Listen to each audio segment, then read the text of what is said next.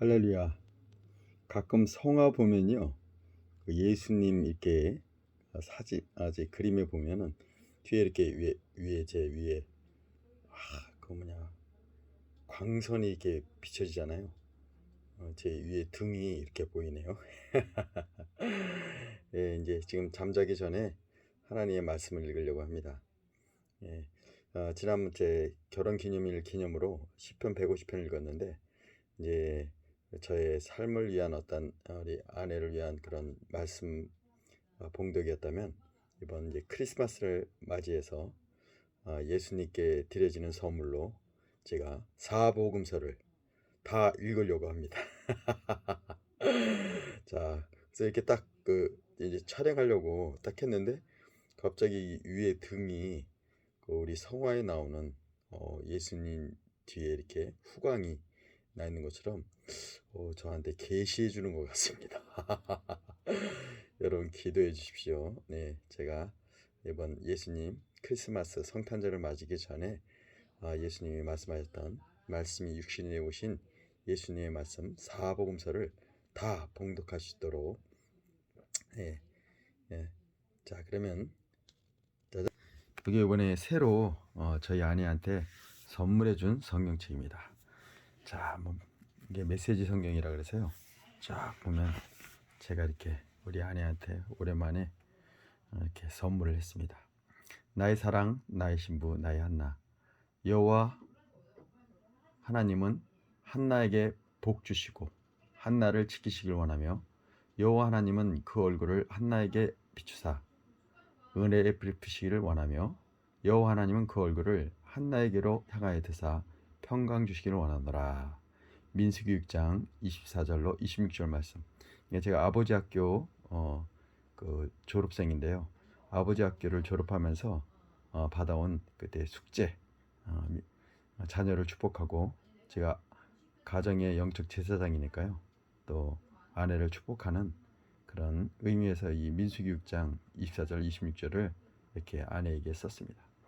네, 목도 저와 아내의 만남이 목돈 다윗과 한나의 만남이었거든요. 그래서 2022년 10월 12일 날 수요일 날 성령의 물이 흐르는, 강이 흐르는 그 날을 그날 이렇게 제가 뭐 이렇게 딱 정해서 한 건 아닌데, 어떻게 10월 12일 수요일 날 이렇게 아내에게 이 성경책을 선물하게 됐습니다. 그래서 이 성경책을 바탕으로 오늘 사복음서를 크리스마스 전까지 다 봉독하려고 합니다. 네, 시험 들지 않도록 제가 어떠한 일이 있더라도 저는 계획하지만 하나님이 이루시겠죠. 그래서 이게 복 있는 사람이 기대죠. 하나님의 말씀에 사로잡혀 밤낮 성경을 곱씹는 그대.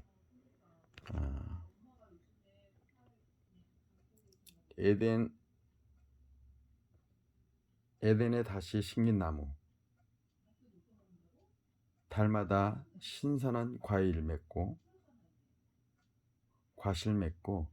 잎사귀 하나 지는 일 없이 늘 꽃 만발한 나무라네.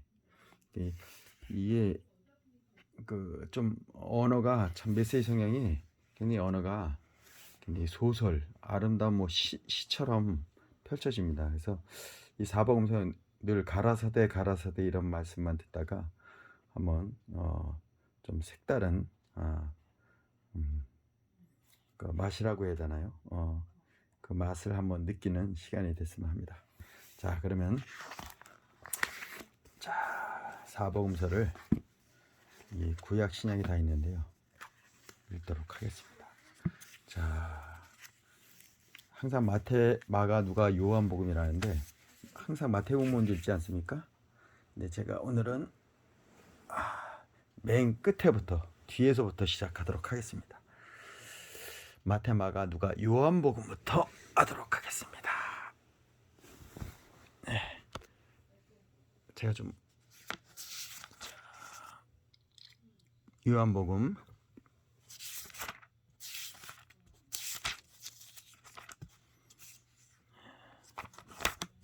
요한복음. 자, 이 예수님 오시기 전 우리가 말구유가 돼야 됩니다. 영혼의 말구유가 돼서 나의 마음속에 오실 주님 말씀으로 오시옵소서. 그런 의미로 제가 이렇게 한번 메시지 성경을 읽어보도록 하겠습니다.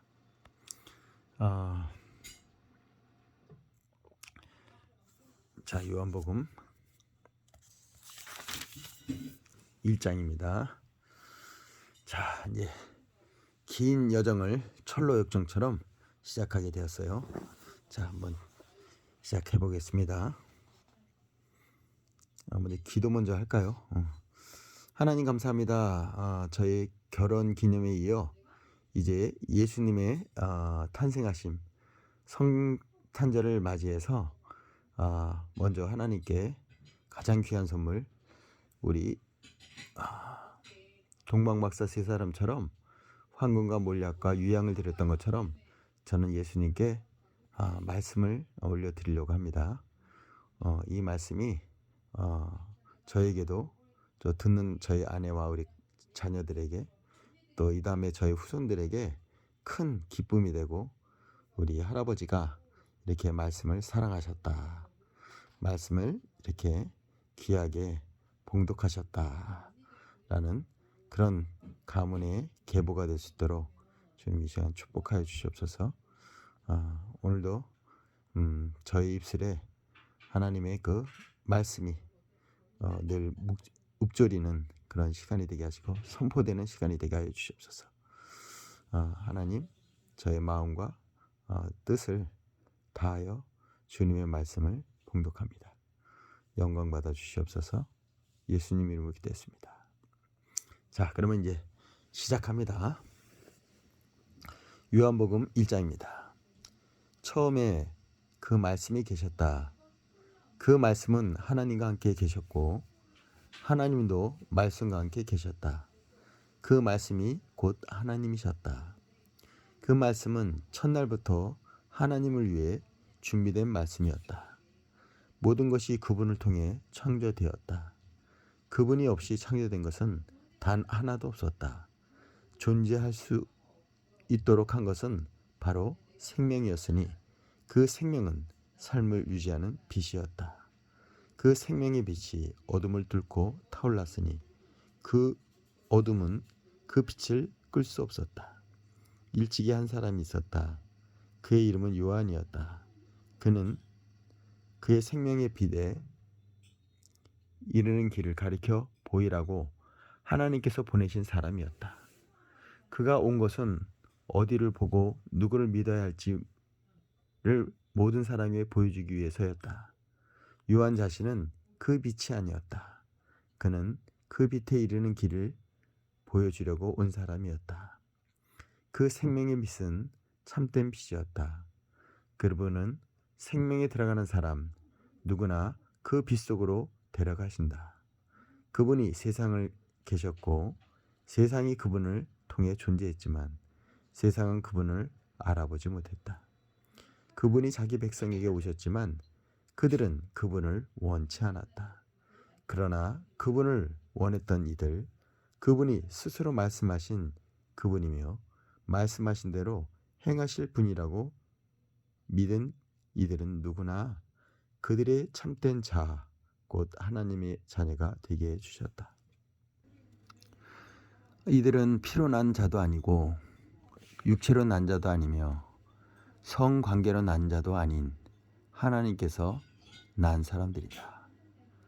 그 말씀이 살과 피가 되어 우리가 사는 곳에 오셨다.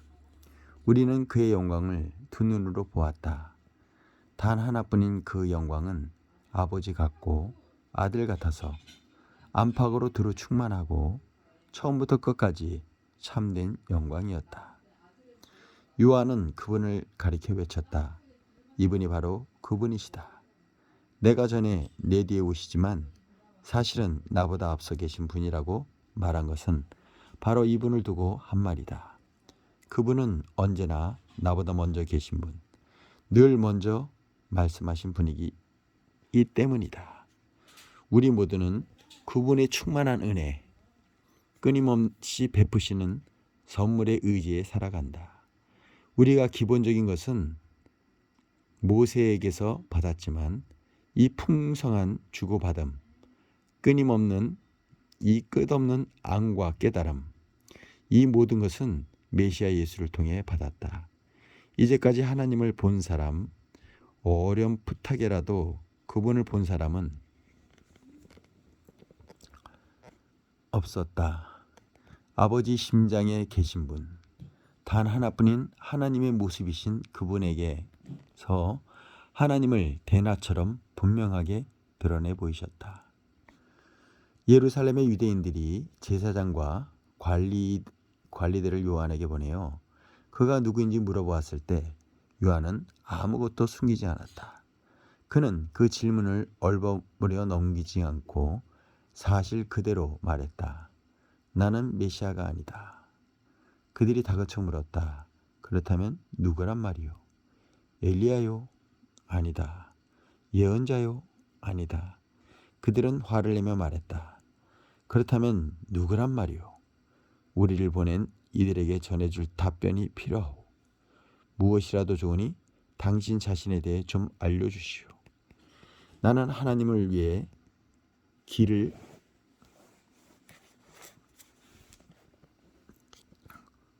곧게 하라고 광야에서 외치는 소리다. 나는 예언자 이사야가 선포한 일을 행하는 것이다. 요한에게 질문한 사람들은 바리새인들이 보낸 이들이었다. 이제 그들은 자신들이 궁금해하던 질문을 던졌다. 당신이 메시아도 아니고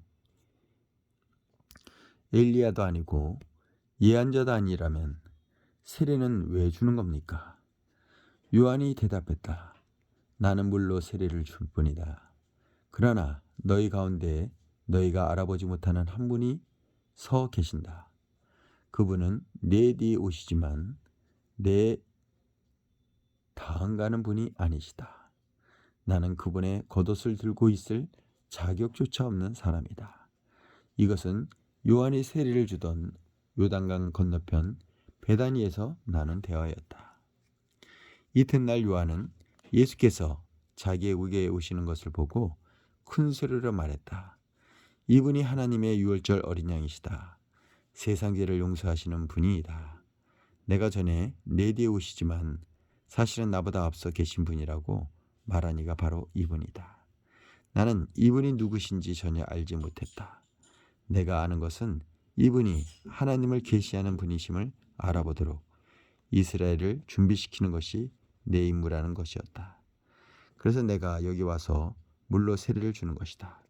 너희를 말끔히 씻기고 너희 삶에서 죄를 씻어내어 너희로 하여금 하나님과 함께 새 출발을 하게 하려는 것이다.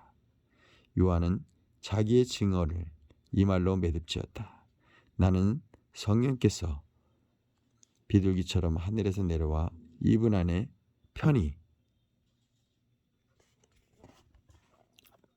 머무시는 것을 보았다. 다시 말하지만 내가 이분에 대해 아는 것은 물로 세례를 주라고 내게 권한을 주신 분께서 너는 성령이 내려와 한 분 위에 머무르는 것을 보게 될 텐데 바로 그가 성령으로 세례를 줄 것이다 라고 말씀하신 것뿐이었다. 나는 정확하게 그 일이 일어난 것을 보았고 그래서 너에게 말하는 것이다. 이분이 하나님의 아들이신 것에는 조금도 의심의 여지가 없다.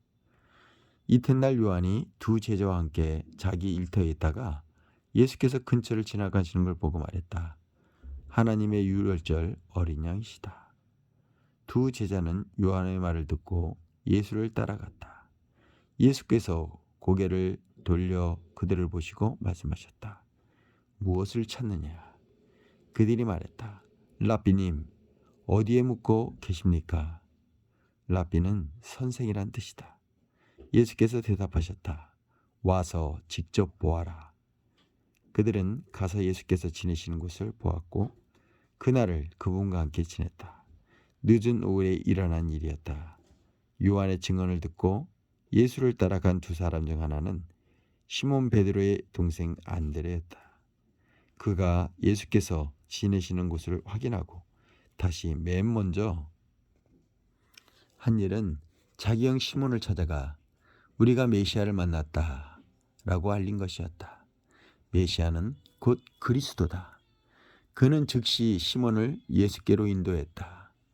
예수께서 시몬을 쳐다보시고 말씀하셨다. 너는 요한의 아들 시몬이 아니냐. 이제부터 내 이름은 게바다. 게바는 베드로 곧 바위라는 뜻이다. 이튿날 예수께서 갈릴리에 가기로 하셨다. 예수께서 갈릴리에 도착해 빌립과 마주치셨다. 예수께서 말씀하셨다. 가자, 나를 따라오너라. 빌립의 고향은 베세다였다. 그곳은 안드레와 베드로의 고향이기도 했다. 빌립이 가서 나다니엘을 만나 이렇게 말했다. 모세가 율법에 기록하고 예언자들이 전해준 그분을 우리가 만났습니다. 그분은 요셉의 아들 예수란 분인데 나사렛에서 오셨어요. 나다니엘이 말했다. 나사렛이란 뭐요? 설마 농담이겠죠. 그러나 빌립은 이렇게 말하였다. 와서 직접 보세요. 예수께서 나다니엘이 오는 것을 보시고 말씀하셨다. 저 사람은 참된 이스라엘 사람이다. 그에게는 거짓된 구석이 하나도 없다. 나다니엘이 말했다. 어떻게 그런 생각을 하셨습니까? 저를 모르시지 않습니까? 예수께서 대답하셨다. 빌립이 너를 이곳으로 부르기 오래전에 내가 무화과 나무 아래 있는 것을 보았다. 나다니엘이 큰 소리로 말했다. 라삐님, 선생님은 하나님의 아들이시며 이스라엘의 왕이십니다. 예수께서 말씀하셨다. 내가 무화과 나무 아래 있는 것을 내가 보았다 해서 믿는 것이냐? 그것은 아무것도 아니다. 이 일이 끝나기 전에 너희는 하늘이 열리고 하나님의 천사들이 인자 위에 오르내리는 것을 보게 될 것이다. 요한복음 2장입니다. 사흘 후에 갈릴리 가나 마을에 결혼식이 있었다. 예수의 어머니가 그곳에 있었다. 예수와 제자들도 거기에 손님으로 있었다. 결혼잔치에 포도주가 떨어져 가자 예수의 어머니가 예수께 말했다. 포도주가 거의 바닥이 났구나. 예수께서 말씀하셨다. 어머니, 이것이 어머니와 내게 내가 관여할 일입니까? 지금은 나의 때가 아닙니다. 재촉하지 마십시오. 예수님이 어머니가 지체 없이 종들에게 말했다. 그가 시키는 대로 무엇이든 하여라. 거기에는 유대인들이 정결 예식에 쓰는 물 항아리가 6개 놓여 있었다. 항아리는 각각 75에서 110리터 정도가 들어가는 크기였다. 예수께서 종들에게 지시하였다. 항아리에 물을 가득 채워라. 그러자 그들은 항아리가 넘치도록 물을 가득 채웠다. 예수께서 이제 주전자에 가득 담아 잔치를 맡은 자에게 갖다 주어라 하고 말씀하셨다. 종들은 그대로 했다. 잔치를 맡은 자가 물이 변하여 된 포도주를 맛보고서 큰 소리로 신랑을 불러 말했다. 그는 방금 무슨 일이 있었는지 몰랐지만 종들은 알고 있었다. 내가 알기로는 누가 처음에 가장 맛 좋은 포도주를 내어놓다가 손님들이 잔뜩 마신 뒤에는 싸구려를 내놓는데 그대는 지금까지 가장 좋은 포도주를 남겨두었구려. 갈릴리 가나에서 행하신 이 일은 예수께서 보여주신 첫 번째 표적이었고 처음으로 자신의 영광을 나타내신 것이었다. 그분의 제자들이 예수를 믿게 되었다. 이 일이 있고 나서 예수께서는 어머니와 형제, 제자들과 함께 가버나움으로 내려가 며칠을 지내셨다.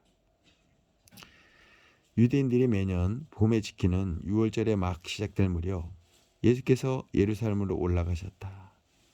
예수께서는 성전이 소, 양과 비둘기를 파는 사람들로 북적대는 것을 보셨다. 고리대금업자들도 거기서 마음껏 활개를 치고 있었다. 예수께서 가죽끈으로 채찍을 만들어서 그들을 성전에서 쫓아내셨다. 양과 소를 몰아내고 동전을 사방으로 흩어버리시며 고리대금업자들의 가판대를 뒤엎으셨다. 예수께서 비둘기 상인들에게 이렇게 말씀하셨다. 여호와께서 여기서 너희 물건을 치워라. 내 아버지 집을 쇼핑몰로 만드는 것은 그만두어라. 그 순간 제자들은 당신의 집을 향한 열심이 나를 삼킵니다라고 한 성경의 말씀을 기억했다.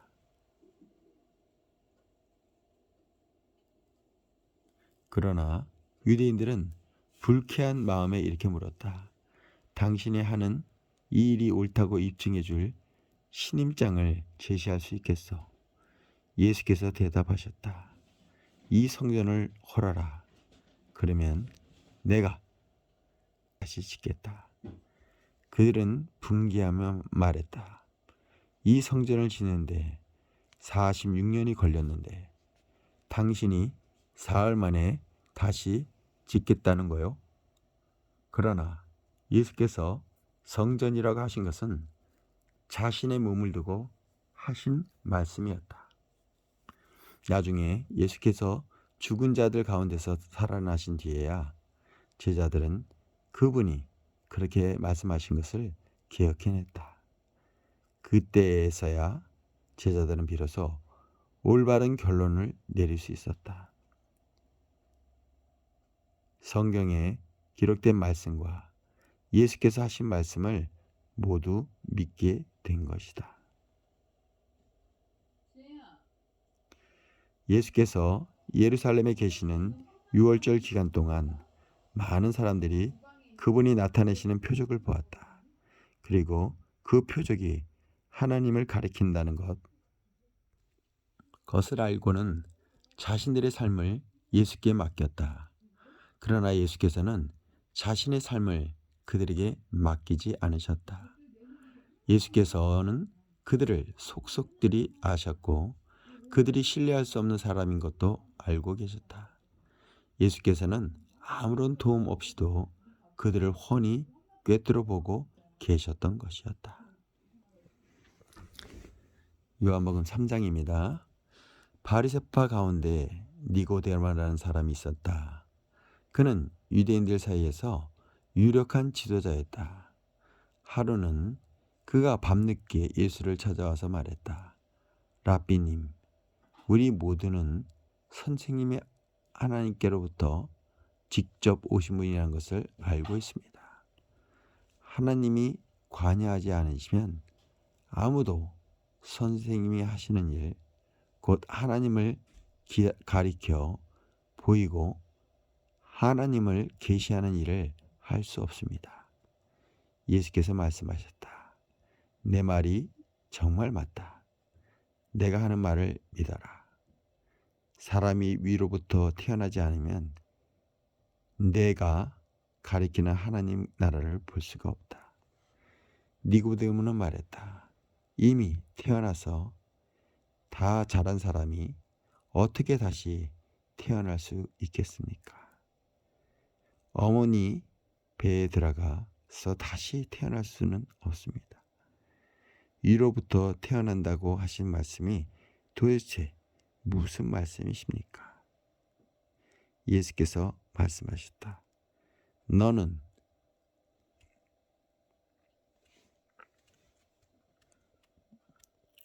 귀 기울여 듣지 않는구나. 다시 말해주겠다. 사람은 누구나 근본적인 창조 과정을 거쳐야 한다.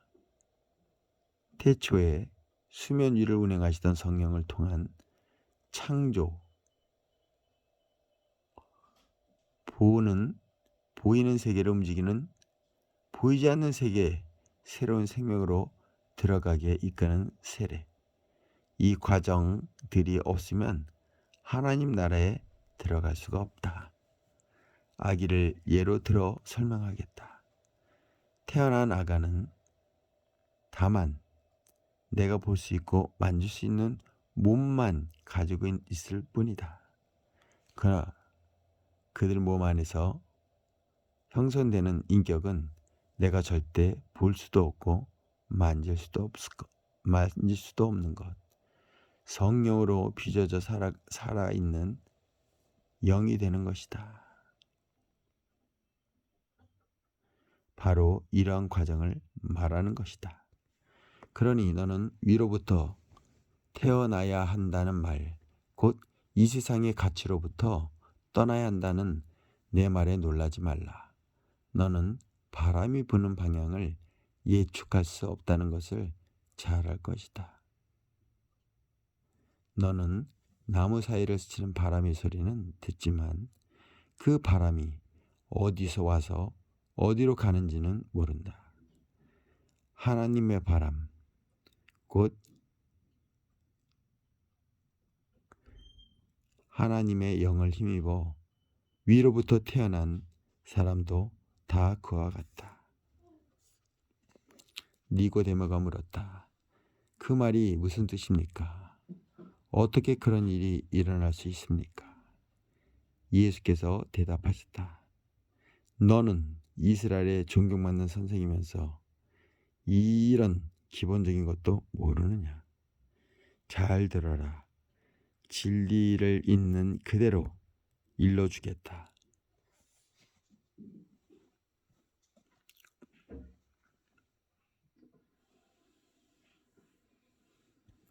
나는 경험으로 아는 것만 말한다. 나는 내 두 눈으로 본 것만 증언한다. 얻어 들은 말이나 전에 들은 말은 하나도 없었다. 그러나 너희는 증거를 직면해서 받아들이기는커녕 이런저런 질문으로 꾸물거리고 있구나. 손바닥 보듯 뻔한 사실을 말해도 내가 믿지 않는데 내가 보이지 못하는 하나님의 일을 내가 말해봐야 무슨 소용이 있겠느냐. 하나님 앞에서 내려온 이 곧 인자밖에는 아무도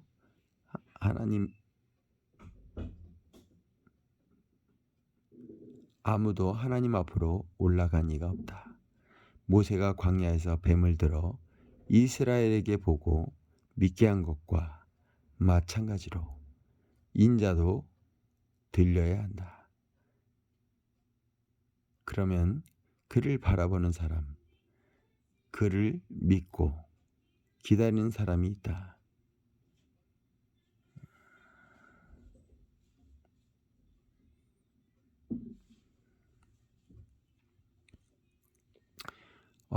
벌써 지금 제가 잠자리 들기 전에 말씀을 읽는 거라 잠시 집중력이 떨어졌네요. 오늘은 3장까지만 봉독하고 다시 이어서 내일 또 성탄절을 위한 말씀을 계속 읽도록 하겠습니다. 모세가 광야에서 뱀을 들어 백성에게 보고 믿게 한 것과 마찬가지로 인자도 들려야 한다. 그러면 그를 바라보는 사람, 그를 믿고 기다린 사람마다 참된 생명, 영원한 생명을 얻게 될 것이다. 하나님께서 이 세상을 얼마나 사랑하셨는지 그분은 하나뿐인 아들을 우리에게 주셨다. 그것은 아무도 멸망하지 않고 그를 믿는 사람은 누구나 온전하고 영원한 생명을 얻게 하려는 것이다. 하나님께서 고통을 무릅쓰고 자기 아들을 보내신 것은 세상을 정죄하고 손가락질해서 세상이 얼마나 악한지 일러주려는 것이 아니다. 아들이 온 것은 세상을 구원하고 다시 바로 잡으려는 것이다. 누구든지 아들을 신뢰하는 사람은 죄를 용서받지만 아들을 신뢰하지 않는 사람은 이미 오래전에 사형 선고를 받았으면서도 그것을 모르는 사람이다. 하나뿐인 하나님의 아들을 알고도 그가 믿지 않았기 때문이다. 너희가 처한 위기상황은 이러하다. 빛이신 하나님께서 세상 안으로 들어오셨지만 사람들은 어둠을 찾아 달아났다. 그들이 어둠을 찾아 달아난 것은 하나님을 기쁘시게 해드리는 일에 관심이었었기 때문이다. 악행을 일삼고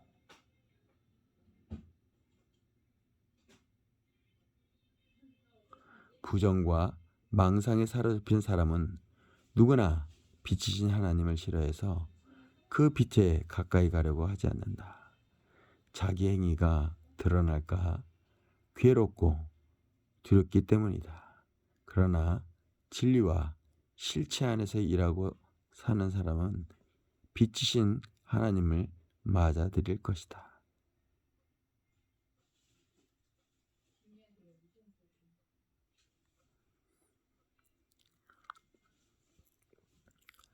자기 행위가 드러날까 괴롭고 두렵기 때문이다. 그러나 진리와 실체 안에서 일하고 살아가는 사람은 빛이신 하나님을 맞아들인다.